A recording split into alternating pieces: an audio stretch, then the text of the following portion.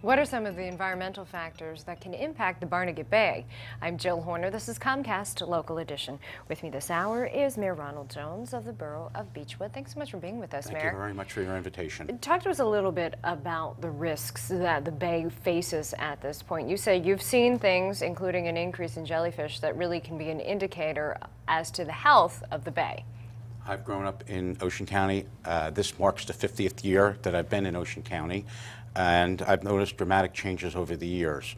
When I was a kid, we used to fish the Barnegat Bay. There used to be blowfish in the Barnegat Bay.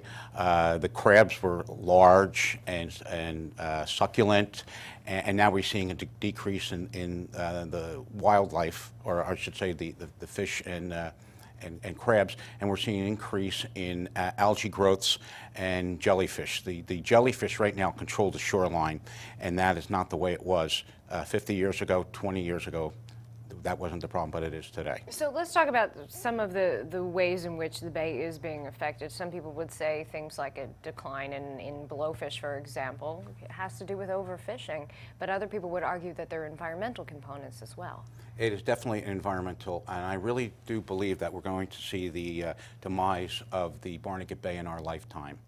The contributing factors to that are clear to identify. Number one, and it's controversial, but it's true, is the Oyster Creek nuclear power plant. And the power plant discharges water because it's part of the process, and when it discharges that water, it increases the temperature of the bay. When the bay is increased in temperature, okay, it causes a cooking effect, and if you have any plant life there, the plant life is going to grow based on that. Now, the component that makes it grow are fertilizers. You fertilize your nice green lawn, and it gets nice and luxurious, but it also affects the plant life by creating the overabundance of algae.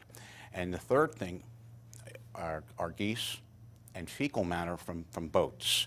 And all that in the mix causes the Barnegat Bay to have issues. So let's break down some of these different components that you've actually